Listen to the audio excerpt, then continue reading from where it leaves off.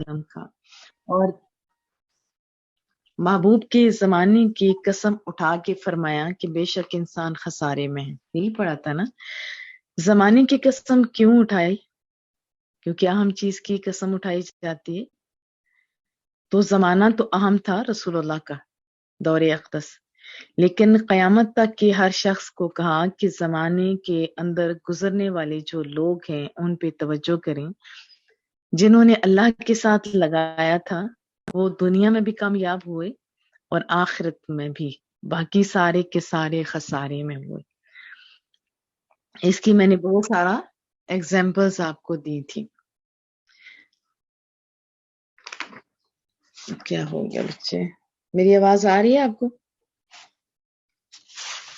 जी आ रही है बेटा। हाँ। तो खसारे के जब बताया, फिर उसके बाद ये बताया कि कौन लोग इससे बाहर है, यानी खसारे से बाहर हैं। वो लोग जो ईमान लाए और अमल सालिह किया और खाली खुद अकेले बैठ के नहीं अल्लाह अल्लाह करते रहे, बल्कि वह तवासौ बिल हक भी करते रहे, हक की तलकीन करते रहे। और फिर कोई मुसाइब आए या कोई भी नेकी का काम हुआ या किया तो उसके लिए वह तवासौ बिस सब्र, इसकी वजाहत में कर चुकी हूँ। आज अल्लाह की फजल से हम सूरत तकासुर पढ़ेंगे। अऊज़ु बिल्लाहि मिनश शैतानिर रजीम, बिस्मिल्लाहिर रहमानिर रहीम। इस सूरत का नाम आप जानते हैं, इब्तिदाई पहली जो सूरह मुबारका की पहली आयत है उसमें है। इसका एक रुकू 8 आयतें हैं और कलिमात की तादाद 28 और हुरूफ की तादाद 120 है। तर्जमा कर लेते हैं। अऊज़ु बिल्लाहि मिनश शैतानिर रजीम, बिस्मिल्लाहिर रहमानिर रहीम। अल्हा और प्लस कुम, का कुमा कुम, मैंने आपको ज़माइर पढ़ाए थे। कुम जमा की ज़मीर है, तुम्हें यानी तुम सबको। अल्हा लहव से है। लहव उस चीज को कहते हैं जो इंसान को मुफीद और अहम अमूर से गाफिल कर दे, यानी किसी चीज की इतनी मोहब्बत हो। लफ्ज होता है मोहब्बत, मीम की जबर के साथ, कि वो मोहब्बत अल्लाह की मोहब्बत पर गालिब आ जाए। जैसे खेल तमाशा होता है तो अहम अमूर छूट जाते हैं ना, इसी तरह माल की मोहब्बत, औलाद की और बहुत सारी चीजों की मोहब्बतें इंसान को गाफिल कर देती हैं। तो यहाँ यही बात आ रही है कि अल्हाकुम, तुम्हें गाफिल रखा। तकासुर, तकासुर कसरत से है। इसके दो माना मुराद लिए जाते हैं। नंबर एक, माल जमा करने में एक दूसरे से सबकत ले जाना। जैसे आजकल भी कहते हैं ना कि मेरी कोठी तेरी इससे बड़ी है, मैं इसे और बड़ी बनाऊंगा। यानी मेरे पास ये है, कोठी है इतने नंबर की, मेरे पास गाड़ी है, मैं तो इससे बेहतर मॉडल लूंगा, एक्सेट्रा। ऐसे होते हैं ना। तो ये आजकल इसी की हवस जो है उसका तस्करा है कि माल जमा करने में एक दूसरे से सबकत ले जाना और फिर मालो दौलत की कसरत पर फख्र करना।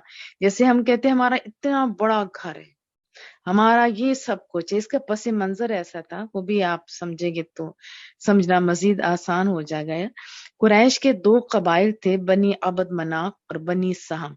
वो आपस में डिस्कशन करने लगे और जो उनके दरमियान जो मौजूद था वो ये था कि आला अरफा कौन है। दोनों ने अपनी अपनी फौकियत जाहिर करने के लिए अपने अमवाल, जायदादें, अपने अफराद जितने थे, यहाँ तक के जो कब्रों में भी पड़े हुए थे उनको भी काउंट करना शुरू कर दिया। तो फिर अल्लाह ने आंखें खोलने के लिए ये आयत मुबारका नाजिल की कि ये चीजें फख्र वाली नहीं है, ये चीजें फख्र वाली नहीं है। इन्हीं चीजों ने तो तुम्हारी आंखें बंद कर दी हैं, और जब मौत का प्याला पियोगे तो तब आंखें खुलेंगी कि हम कहाँ खड़े थे और कहाँ खड़े हैं। बारह अल्हाकुमुत तकासुर, गाफिल रखा तुम्हें ज्यादा से ज्यादा माल जमा करने की हवस ने। आप देखें कि जो लोग ज्यादा माल जमा करने की दौड़ में लगे हुए हैं उनके लिए अहम और बहुत ही जरूरी चीज क्या है? सिर्फ दौलत। और इस ख्वाहिश में इतने जुनूनी हो चुके हैं, ना खुदा याद रहता है, ना मौत याद आती है, और ना कब्र का तारीख गड़ा जिसमें हम सबको जाना है ना एक दिन। तो آج کل زیادہ دیکھا گیا کہ جس خیال میں مگن ہے وہ یہ ہے کہ زیادہ سے زیادہ مال جمع کر لیا جائے. اللہ ناراض ہوتا ہے تو ہونے دو، قوم سے خیانت ہوتی ہے تو ہونے دو، ملک سے غداری جیسے کام کر رہے ہیں صرف دولت سمیٹنے کے لیے. آپ پیچھے دیکھیں تو صحیح، بڑے بڑے جو ہمارے تخت تھے، بڑی بڑی جو چیزیں تھی، ان کے اندر سوراخ کس نے لگ کیا؟ غداروں نے کیا تھا نا، صرف پیسوں کی وجہ سے. پھر فرائض کی ادائیگی میں بددیانتی کے جرائم سرزد ہوتے ہیں تو کیا؟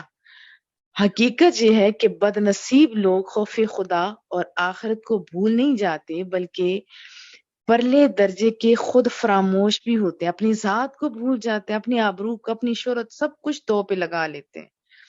کیا ان کا مدعا ہوتا ہے؟ بس پیسہ زیادہ سے زیادہ آ جائے. اس کے بارے میں رسول اللہ کا میٹھا بول سنتے ہیں.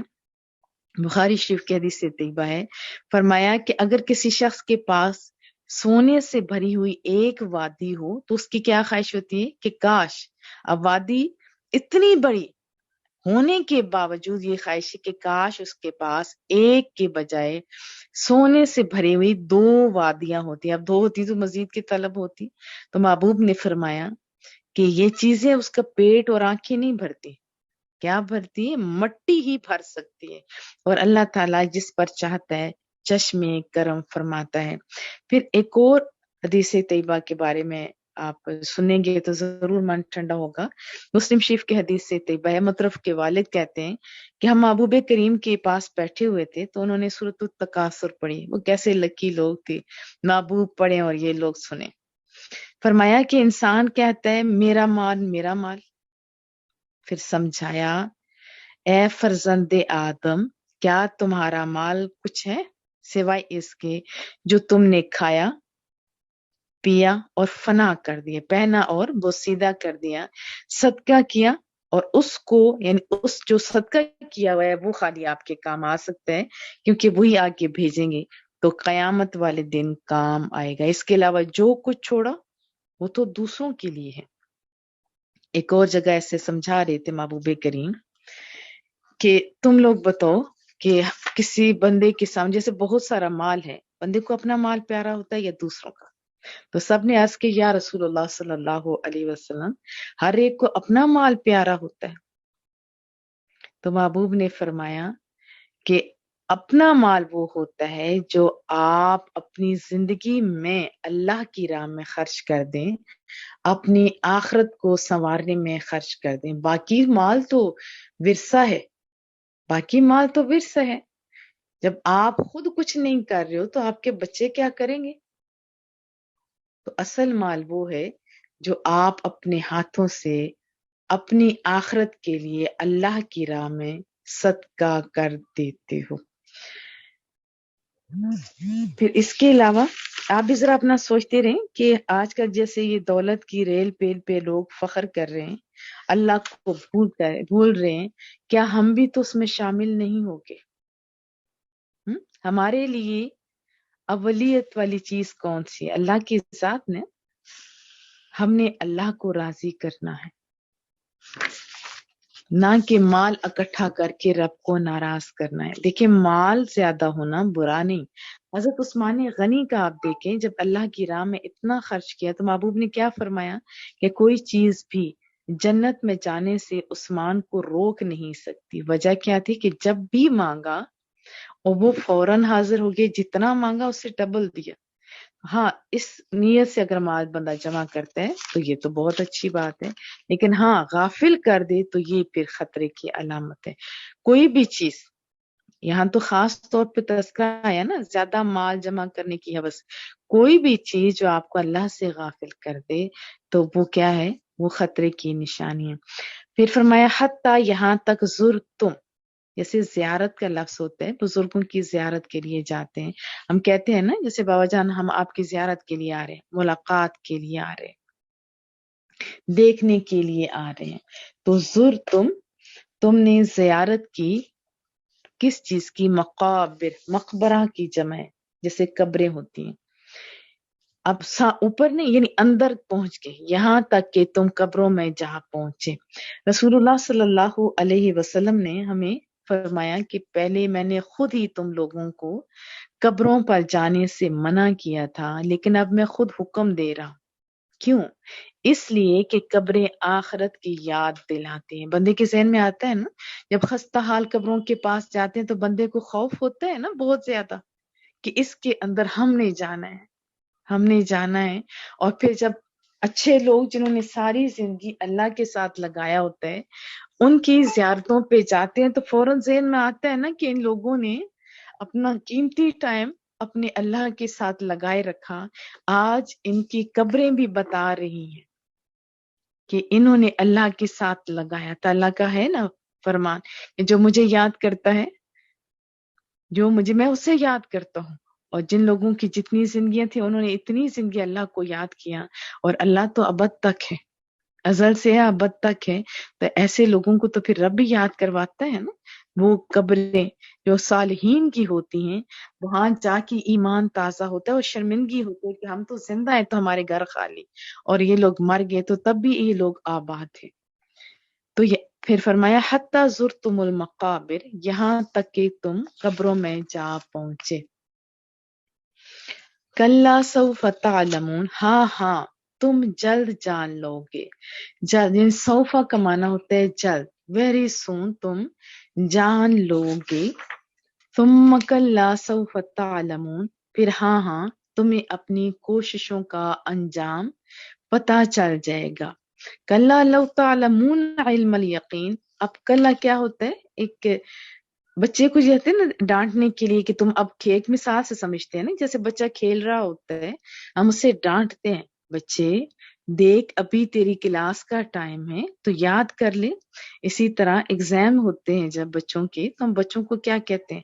بچے اپنے ایگزام کی تیاری کرو، اگر آپ نے تیاری نہیں کی تو فیل ہو جاؤ گے، ایسا ہی کہتے ہیں نا، ہم اسے ڈانٹ رہے ہوتے ہیں۔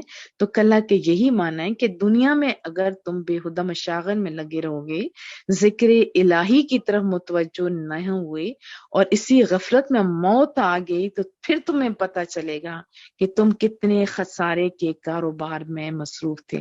لیکن اس وقت آنکھیں کھلی بھی تو کس کام کی؟ فرصت کے لمحات تو ابھی ہے نا ہمارے پاس، تو ہمیں آج سے ہی تیاری کرنی ہے۔ پھر فرمایا کلا لو تعلمون علم الیقین، ہاں ہاں اگر تم اس انجام کو، یعنی اس قبر کے اندر کے جو کچھ ہونا ہے جہاں تم نے جانا ہے وہاں حساب کتاب ہونا ہے، اس کے بارے میں فرما رہے ہیں کہ اگر تم اس انجام کو یقینی طور سے جانتے تو ایسا ہرگز نہ کرتے۔ لَتَرَوُنَّ الْجَحِیمَ، تم دوزخ کو دیکھ کر رہو گے۔ اب قیامت کے دن تم جہنم کو اپنی آنکھوں سے دیکھ لو گے۔ یاد رکھیے مومن بھی اسے دیکھیں گے، لیکن کفار کا دیکھنا تو مومن کے دیکھنے میں فرق ہوگا۔ کفار کا وہ دائمی گھر ہوگا دوزخ، جبکہ اہل ایمان کوئی جلدی سے گزر جائے گا، کوئی ہوا کی تیزی سے، کوئی پرندوں کی طرح، پر باہر طور پر اپنے اپنے درجات کے مطابق اس کی سپیڈ ہوگی۔ ثم لترونها عین الیقین، پھر آخرت میں تم دوزخ کو یقین کی آنکھ سے دیکھ لو گے۔ یہ اللہ ہماری آنکھیں کھول رہا ہے۔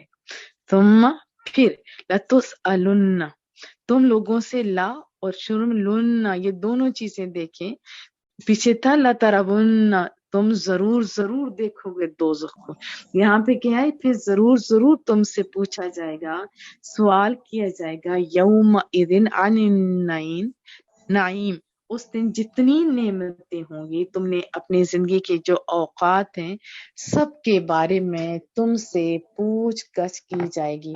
مسلم شریف کی حدیث طیبہ ہے، حضرت ابو ہریرہ راوی ہیں، ایک دن رسول اللہ صلی اللہ علیہ وسلم باہر تشریف لے جاتے ہیں، حضرت ابوبکر صدیق، حضرت عمر فاروق وہ بھی باہر تشریف لاتے ہیں، ملاقات ہوتی ہے تو محبوب نے پوچھا کہ تم اس وقت کیوں گھر سے باہر آئے؟ تو دونوں نے عرض کی محبوبہ بھوک بہت سخت لگی تھی۔ محبوب نے بھی یہی فرمایا تھا کہ ہاں مجھے بھی بھوک لگی تھی۔ تو یہ تینوں افراد جاتے ہیں ایک انصاری کے گھر کے پاس، وہاں جو ان کی بیوی ہوتی ہے انصاری کی، ایک جگہ ان کا نام لکھا ہوا ہے مالک بن تیہان۔ اب وہ تو موجود نہیں تھے انصاری صحابی، لیکن ان کی وائف موجود تھی، اس نے تو بڑا گرم جوشی سے استقبال کیا، اور جب شوہر آئے انہوں نے بھی بڑی خوشی سے استقبال کیا، اور جو چیزیں تھیں اس وقت تو کھجوریں ہی ہوتی تھی نا، کھجوریں وغیرہ توڑ کے لائے، پیش کی، اور پھر خوشی سے فرمایا کہ میرے گھر میں آج جتنے بہترین مہمان ہیں ایسے کسی کے گھر نہیں ہے۔ تھے نا وہ خوش نصیب، ان کے گھر میں کون گئے تھے؟ رسول اللہ صلی اللہ علیہ وسلم۔ پھر ذبح کیا بکری کو، کھانا کھلایا، اور کھانا کھانے کے بعد جب رسول اللہ صلی اللہ علیہ وسلم گھر سے باہر نکل رہے تھے تو پھر اپنے یاروں کو فرمایا کہ میرے دوستو، اللہ کی قسم جس کے قبضے قدرت میں میری جان ہے، قیامت کے روز تم سے آج کی نعمتوں کے بارے میں پوچھا جائے گا۔ اب فاقے نے تم کو گھروں سے نکالا اور تم اب پیٹ بھر کر گھر جا رہے ہو۔ اب توجہ دلائی نا؟ آپ ہم مجھے بتائیے، کیا ہم قبروں کے لیے تیار ہیں؟ کیا ہم قبروں کے لیے تیار ہیں؟ وہاں تو اللہ کے سامنے ہم نے حاضر ہونا ہے۔ اب چند ایک آیات اور بھی پڑھ لیتے ہیں، پھر سمجھنے میں زیادہ آسانی ہوگی۔ سورۃ الحدید میں ہے اعلموا انما الحیات الدنیا لعب ولہو وزینۃ وتفاخر بینکم وتکاثر فی الاموال والاولاد کمثل غیث اعجب الکفار نباتہ ثم یہیج فتراہ مصفرا ثم یکون حطاما وفی الآخرۃ عذاب شدید ومغفرۃ من اللہ ورضوان وما الحیات الدنیا الا متاع الغرور۔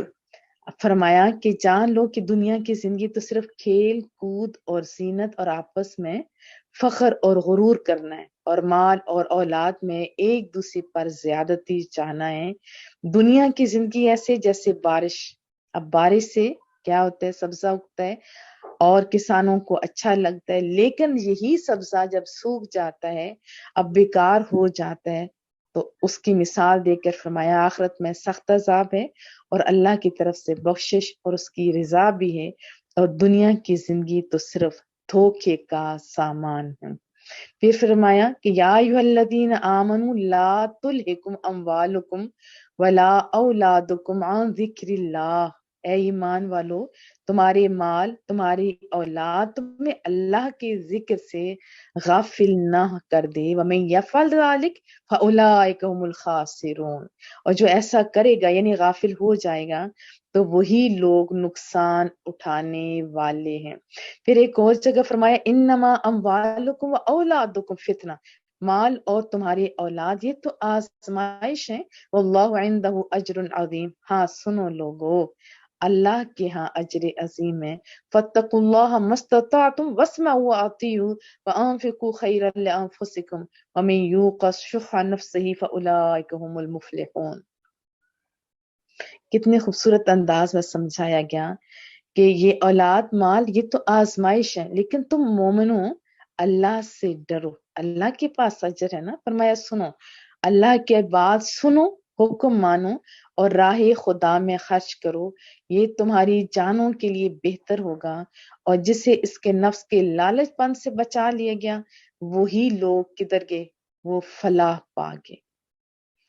رسول اللہ صلی اللہ علیہ وسلم نے چند ایک مثالیں دی تھی، میں آپ کو صرف 2 مثالیں سناتی ہوں۔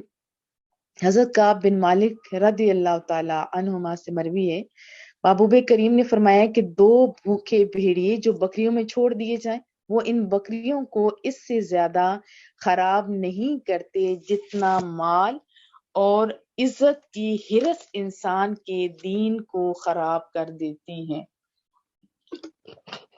ترمذی شریف کی حدیث طیبہ ہے۔ پھر محبوب نے مال اولاد اور ان ساری چیزوں کے بارے میں ایک تو قسم اٹھا کے فرمایا کہ مجھے یہ یقین ہے، قسم اٹھایا کہ میری امت شرک نہیں کرے گی، لیکن دنیا کی جو ہوس ہے نا اس کے اندر یہ ضرور پڑ جائے گی۔ حضرت عائشہ سے بھی ایک مروی ہے حدیث طیبہ، وہ بھی بڑی اچھی ہے، وہ ایک مثال سے جو سمجھائے گی میں آپ کو بتاتی ہوں۔ ایک دن رسول اللہ صحابہ کرام اجمعین کے پاس بیٹھے ہوئے تھے صلی اللہ علیہ وسلم، فرمایا تمہارے اہل و عیال مال اور اعمال کی مثال ایسی ہے۔ صحابہ نے عرض کی کہ اللہ اس کے رسول آپ بہتر جانتے ہیں۔ فرمایا تمہارے اہل و عیال مال اور امال کی مثال اس شخص کی طرح ہے جس کے 3 بھائی ہوں۔ کتنا سونا سمجھایا، 3 بھائی ہوں، جب موت قریب آئے تو وہ تینوں بھائیوں کو ایک ایک کر کے بلاتا ہے۔ پہلے ایک کو بلاتا ہے، کہتے ہیں تمہیں پتہ ہے میری تو موت آ رہی، میری حالت دیکھ رہی ہو، بتاؤ تم میرے لیے کیا کر سکتے ہو؟ تو وہ جواب دے گا میں اتنا کر سکتا ہوں کہ فی الحال تمہاری تیمارداری کروں، تمہارے ساتھ رہ کے حاجات پوری کروں، ضروریات پوری کروں، انتقال ہو جائے تو غسل دے دوں، کفن پہناؤں اور لوگوں کے ساتھ مل کر تمہارا جنازہ اٹھاؤں، کندھا بھی دوں، اور جب دفنا کے واپس آؤں لوگ مجھ سے آپ کے بارے میں پوچھیں تو میں آپ کا اچھا ذکر کروں۔ رسول اللہ صلی اللہ علیہ وسلم نے فرمایا، پھر تیسرے سے اسی طرح سوال کرتے ہیں وہ آدمی کہ تم میری حالت دیکھ رہے ہو، تم بتاؤ میرے ساتھ کیا کر سکتے ہو؟ تو وہ تسلی دے گا، کہے گا میرے بھائی میں تمہارے ساتھ قبر میں جاؤں گا، تمہیں وحشت سے بچاؤں گا، حساب کے دن آئے گا تو میں تیرے میزان میں جا بیٹھوں گا اور اس کو وزن دار کر دوں گا۔ یہ کیا چیز ہوگی؟ یہ عمل ہوگا۔ رسول اللہ نے پوچھا صحابہ سے تمہیں بتاؤ اے صحابہ کرام تمہارے نزدیک یہ کیسا ہے؟ پہلے 2 کے بارے میں پوچھا اور تیسرے کے بارے میں بھی۔ پہلے 2 کے بارے میں صحابہ کرام نے عرض کیا تھا کہ ابا وہ صحیح نہیں ہے۔ جب یہ تیسرے کے بارے میں بتایا تو صحابہ نے عرض کیا کہ یہ بہت اچھا دوست ہے۔ وہ دوست کون سا تھا؟ وہ اعمال تھے۔ آپ آنکھیں بند کر جو گے، ساتھ کیا چیز جائے گی؟ صرف اور صرف اعمال۔ ہاں یاد رکھیں اگر اولاد آپ کی نیک ہے، آپ کی اولاد صالحہ ہے تو جب جب دعا کرے گی تو آپ کو فائدہ دے گی۔ اسی طرح مال اگر آپ نے اللہ کی راہ میں خرچ کیا تو وہ بھی آپ کو لمحہ لمحہ فائدہ دے گا۔ مثلا کسی بچے کو پڑھوا دیا، کوئی ادارہ چلا رہے ہیں یا اس کے ساتھ تعاون کر رہے ہیں، وہ بھی خوش نصیب ہیں۔ اور پھر اس میں ایک اور خاص جو بات تھی وہ تھی کہ اس دن جملہ نعمتوں کے بارے میں پوچھا جائے گا۔ اللہ نے ہمیں کیا کچھ نہیں دے رکھا، ہمیں ٹائم دیا ہوا ہے، سب سے بڑی چیز ہمیں جسمانی صحت دی ہوئی ہے، روحانی دیکھیے جو جو ہماری ضرورتیں تھی سب کچھ کیا پورا نہیں کیا ہوا۔ ٹھنڈے پانی بھی ہمارے پاس ہیں، درخت کے سائے بھی ہے، راحت کی نیندیں، اے سی کے اندر ہم لوگ سوتے ہوتے ہیں۔ اور رسول اللہ صلی اللہ علیہ وسلم نے فرمایا کہ یہ اللہ کی نعمتیں، اس کے بارے میں بھی آپ سے پوچھا جائے گا۔ سورہ بنی اسرائیل میں آتا ہے وَلَا تَقْفُ مَا لَيْسَ لَكَ بِهِ عِلْمٌ إِنَّ السَّمْعَ وَالْبَصَرَ وَالْفُؤَادَ كُلُّ أُولَئِكَ كَانَ عَنْهُ مسؤولا۔ اس بات کے پیچھے نہ پڑ جس کا تجھے علم نہیں، بے شک کان، آنکھ اور دل ان سب کے بارے میں سوال کیا جائے گا۔ آپ کو اللہ نے اتنے اعضاء دیے ہیں، کروڑوں کا دل دیا ہوا ہے، کڈنی، بلڈ، ہاتھ، پاؤں، آنکھیں، کان، ناک، دماغ، کون سی نعمت ہے جو آپ کے پاس نہیں؟ کیا آپ نے کبھی اللہ کا شکر ادا کیا؟ ہمارے استاد جی تھی، زاہد نام تھا، لیکچرار تھے ہمارے، وہ کہنے لگے کہ ایک لڑکا میرے پاس بار بار آیا، کہنے لگا کہ استاد جی میں بہت غریب ہوں۔ جبکہ وہ ان کے پاس پڑھتا تھا، استاد جی نے کہا کہ کیوں اتنے گھٹیا لفظ بول رہے ہو کہ میں اتنا غریب ہوں؟ وہ کہنے لگے کہ خدا کی قسم میرے پاس ککھ نہیں ہے استاد جی، میں بہت غریب ہوں۔ تو استاد جی نے کہا کہ تو اتنا غریب ہے، چل میں تجھے کروڑوں دیتا ہوں، خالی تو مجھے اپنا دل دے دے۔ تو کہنے لگا کہ میں کیسے دے سکتا ہوں؟ کیا میں کروڑوں دوں گا؟ اس نے کہا کڈنی دے دو۔ کہا میں کیسے دے سکتا ہوں؟ نے کہا کہ اتنی چیزیں ہونے کے باوجود تو کروڑ پتی آنکھیں اپنی بیچ کے دیکھ، اتنا کروڑ پتی ہونے کے باوجود اتنے چھوٹے الفاظ بول رہا ہے، تو پھر وہ بندہ نادم ہو گیا۔ ہمارے پاس یہ ساری چیزیں، کیا ہم کانوں سے صرف اللہ کا ذکر سنتے ہیں، آنکھوں سے وہی چیز دیکھتے ہیں جس کا ہمیں حکم ہے؟ آپ مجھے بتائیے۔ جب صحابہ سے پوچھا گیا نا، بات کی گئی اور یہ آیات سنائی گئی نعمتوں کے بارے میں، تو وہ عرض کرنے لگے ہمارے پاس تو خالی کھجور اور پانی ہے اور سامنے دشمن ہے، تلواریں ہمارے کندھوں پہ ہیں۔ فرمایا کہ عنقریب ایسا ہی ہوگا، ہر ایک چیز کے بارے میں پوچھا جائے گا، یہ جو سایہ دار درخت، ہر چیز کے بارے میں۔ اور سب سے پہلے جو اللہ آپ سے سوال کرے گا نا، کیا تھا ہم نے تمہیں جسمانی صحت نہ دی، یہ ترمذی شریف کی حدیث طیبہ ہے، اور ٹھنڈے پانی سے سیراب نہیں کیا، کیا ہر ایک کو سیراب نہیں کیا؟ حضرت ابو داود جب بھی پانی پیتے تھے تو کیا عرض کرتے تھے، مولا کریمہ اس ٹھنڈے پانی کی نسبت اپنی محبت کو زیادہ کر دے، میں خود بھی یہ دعا کرتی ہوں۔ تو کیا یہ ٹھنڈے پانی، خالی پانی پہلے ہوتے تھے، اب تو پانیوں کی بھی 100 اقسام ہیں، کتنی مشروبات ہیں، فروٹس کے، فریش اور اس آرٹیفیشل، کیا کیا مزے مزے کی چیزیں ہیں۔ کیا اللہ نہیں پوچھے گا؟ آپ جواب دینے کے لیے تیار ہو؟ کیا حلال کا طریقے سے کمایا، حلال طریقے سے خرچ کیا؟ آپ مجھے بتائیے۔ پھر حضرت عبداللہ بن مسعود سے روایت ہے، رسول اللہ نے فرمایا، قیامت کے دن انسان کے قدم نہیں ہٹیں گے کہ ان سے 5 چیزوں کے بارے میں پوچھا جائے گا۔ سب سے پہلے عمر کے بارے میں، کہ کس چیز میں خرچ کی۔ کیا میں اور آپ اللہ کو جواب دینے کے قابل ہیں؟ اللہ سامنے ہوگا، وہ پوچھے گا کہ عمر کہاں گزاری، کیا فلمیں دیکھتے ہوئے، کیا ڈرامے دیکھتے ہوئے، ونڈو شاپنگ کرتے ہوئے، لوگوں کی غیبتیں کرتے ہوئے، کس چیز میں عمر گزارتے؟ کیا میں اور آپ اللہ کو جواب دینے کے قابل ہیں؟ اور پھر اسی کا اگلا سے جوانی کے بارے میں خاص طور پہ پوچھا جائے گا، کیا ہماری جوانیاں اللہ کے ذکر میں مشغول ہیں؟ اگر ہماری زندگی قرآن کریم کی خدمت کرتے ہوئے گزری تو یہ تو عرض کر سکیں گے، مولا کریمہ تیرے قرآن کی نوکری ہم نے کی تھی۔ آپ مجھے بتائیے۔ پھر پوچھا جائے گا مال کے بارے میں، کہاں سے آیا، کہاں خرچ کیا۔ ہم عورتیں کہتے ہیں جدھر سے آیا بس دو، مرد بھی کہتے ہیں کہ اس کمپٹیشن کے دور میں ناک اونچا ہونا چاہیے، کہاں سے آئے کہاں نہیں۔ میرے پاس آتے ہیں کتنی عورتیں جن کے اتنے زیادہ ان کے پاس انکم کے سورسز ہیں، لیکن مانگ رہے ہوتے ہیں، کیوں؟ آسائشیں نہیں پوری ہو رہی ہوتی۔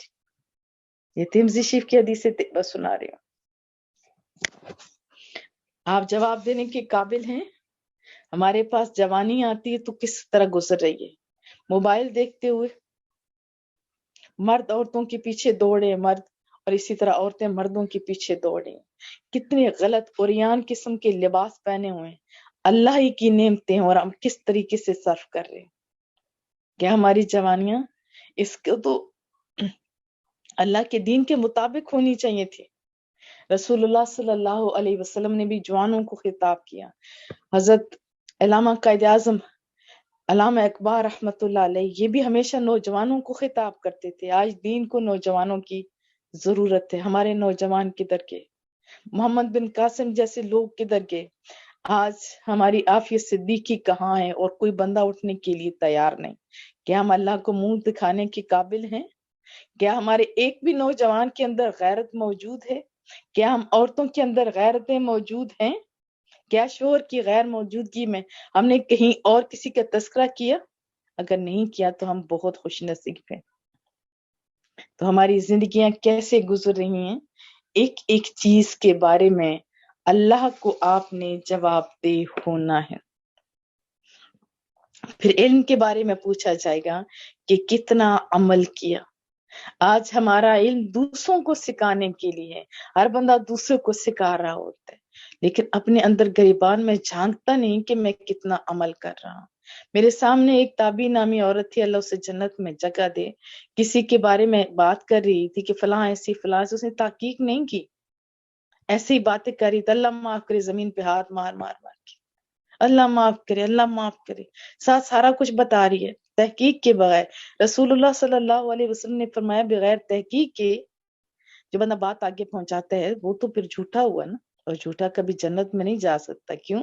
محبوب نے فرمایا میرا امتی سب کچھ ہو سکتا ہے، جھوٹا میرا امتی نہیں ہو سکتا۔ تو ہمارا چاہے پڑھا لکھے ان پڑھ ہے تو سارے کیا، میں تو خود حیران ہوتی ہوں کہ خواہ مخواہ کے فتوے دے رہے ہوتے ہیں۔ جب میرے بچہ ہوا تو اللہ نے مجھے جلدی پاک کیا، تو چھٹے دن ہی میں اٹھ کے نماز پڑھنا شروع ہو گئی، تو میرے پاس ایک عورت آئی تو کہنے لگی استغفر اللہ استغفر اللہ۔ میں نے کیا ہوا؟ کہتے ہیں آپ اس حالت میں مصلی پہ؟ میں نے کہا ہاں، رسول اللہ کا یہی حکم۔ لیکن لمبی لمبی چوڑی چوڑی اس نے جیسے فتوا نہیں دیتا، ان پڑھ لوگ تو کوئی زیادہ ہی فتوے دینے آج کل کے ماہر ہو گیا۔ اللہ पाक हम लोगों की हदायत भी दे। बहरहाल हमें अल्लाह ने बहुत सारी नेमतें दी। हमारा मुकम्मल जिस्म का होना बहुत बड़ी नेमत है। आज मैं बोल रही हूँ तो जुबान है, तो आप सुन रहे हैं तो कान है, तो ये फोन भी एक बहुत बड़ी नेमत है अगर हम इसका इस्तेमाल सही तरीके से करते हैं। तो हमेशा अल्लाह का शुक्र अदा करने की कोशिश कीजिए और दुआ मांगते रहिए। सूरतुल अहकाफ की एक दुआ है, मैं आपको याद कराने की कोशिश करती हूँ। मैं पढ़ती हूँ तो आप भी उसके बाद पढ़िए। 3 दफा हम पढ़ेंगे तो इंशाल्लाह आपको याद हो जाएगी। रब्बि औज़िअनी, आप पढ़िए। रब्बि औज़िअनी अन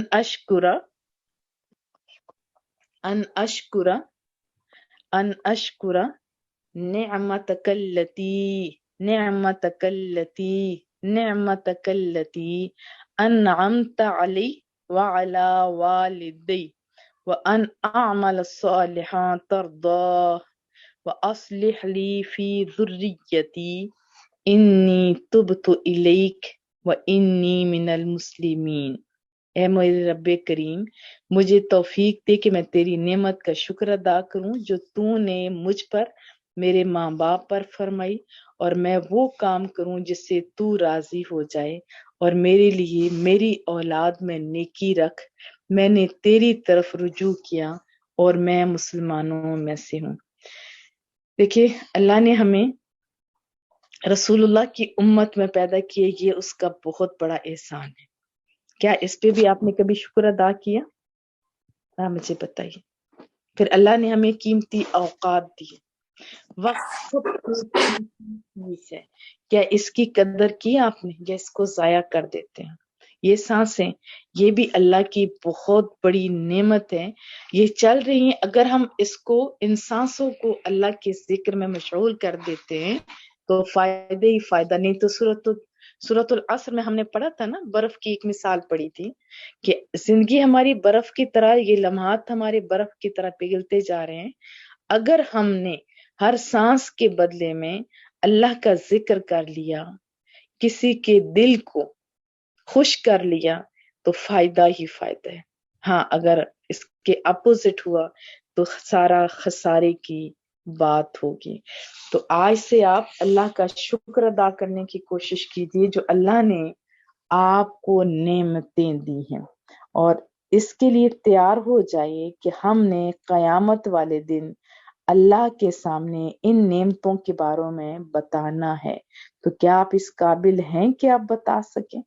देखिए, मैं और आप सोचें तो सही, इतने अंबियाए किराम ने रसूलुल्लाह के उम्मती होने के लिए दुआएं की, हमने तो दुआएं भी नहीं की, और आंखें खोली तो कानों में सदा आई कि मुबारक हो, तुम रसूलुल्लाह के उम्मती बन गए।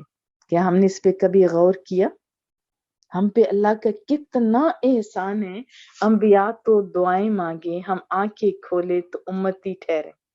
है ना रब्बे करीम का बहुत बड़ा एहसान। फिर नेमतें तरह तरह की, खाने तरह तरह के, लिबास तरह तरह के, फिर इतने मीठे रिश्ते अल्लाह ने दिए। देखिए, और एक बच्चे की मोहब्बत कितनी होती है। जब एक दफा माँ ही कह देता है तो कलेजा ठंड से भर जाता है। ये मियाँ, ये बीवी, शोहर, बच्चे, माँ बाप, ये सारे रिश्ते इतने प्यारे, इतने मीठे हैं।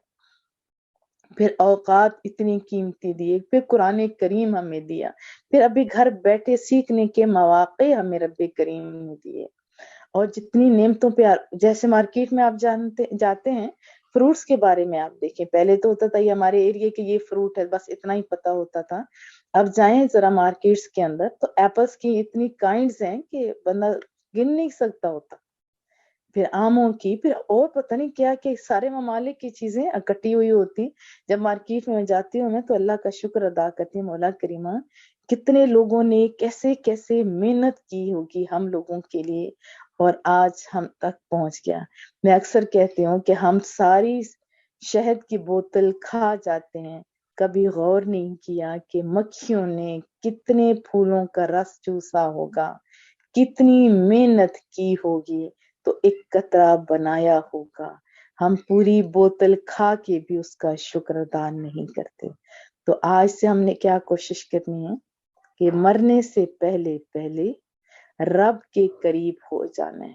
غفلت کی پٹیاں جو آنکھوں پہ بندھی ہیں ان کو ہم نے کھول دینا ہے. ہم نے مر کے جانا تو ہے ہی ہے نا قبر میں، تو بہتر نہیں ہے کہ کھلے منہ اللہ کی طرف چلے چلیں. قبر سے مجھے یاد آیا یہ رسول اللہ کا حکم ہے کہ قبروں کی زیارت کے لیے جاؤ، ہے نا حکم. اس میں بڑی حکمتیں ہیں. جیسے ہم جاتے ہیں قبروں کے پاس تو السلام علیکم کہتے ہیں نا، ہم مردوں کو بھی سلام کرتے ہیں، ہم رسول اللہ کے امتی ہیں. اب وہ جواب دیتے ہیں ٹھیک ہے ہم نہیں سن پاتے، لیکن جو صرف بات میں آپ کی توجہ دلا رہی ہوں کہ ہم تو وہ امتی تھے رسول اللہ کے جن کو حکم تھا کہ تم قبروں کے پاس بھی جاؤ تو وہاں بھی سلام کرو. آج ہم اتنے بے حس ہو چکے ہیں کہ ہم زندوں کو سلام بھی کرنے کے لیے تیار نہیں ہیں. اللہ پاک ہم لوگوں پر رحم فرمائے. مرنے سے پہلے پہلے ہمیں اس زندگی کے اندر نیکیاں کمانے کی رب کریم توفیق عطا فرمائے. اور محبوب کا فرمان ہے کہ بڑھاپا آنے سے پہلے جوانی کی قدر کیجیے اور غریب ہونے سے پہلے جب اللہ نے دیا ہوا ہو اس کو اللہ کی راہ میں لگائیں، اس کی قدر کیجیے. یہ حدیث طیبہ آپ اچھی طرح جانتے ہیں. تو دعا میں ہمیشہ یاد رکھیے، کریم رب سے دعا ہے مولا کریمہ جو سنا سنایا پڑھا پڑھایا اس پر عمل کرنے کی توفیق عطا فرما. ہمارے گھروں میں اتفاق، اتحاد، محبت، ہمدردی پیدا فرما. قلبی اور ذہنی سکون عطا فرما. ہمیں شان کی زندگی اور ایمان کی موت نصیب فرما. میرے مولا کریمہ جو لوگ باقاعدگی کے ساتھ ہمارے دروس سنتے ہیں بڑی شوق اور محبت کے ساتھ، میرے مولا ان سب کی تمام حاجات کو پورا فرما. میرے مولا کریم جتنے بھی اولاد ہیں انہیں اولاد صالحہ اولاد نرینہ عطا فرما. جن کے ہاں جو بھی کمیاں ہیں وہ خود پوری فرما. ہمارے گھروں میں اتفاق، اتحاد، محبت، ہمدردی پیدا فرما. قلبی اور ذہنی سکون عطا فرما.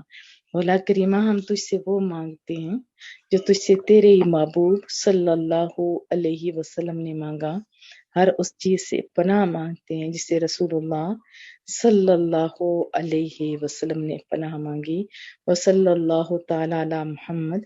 سبحانک اللہم وبحمدک نشہد ان لا الہ الا انت نستغفرک ونتوب الیک.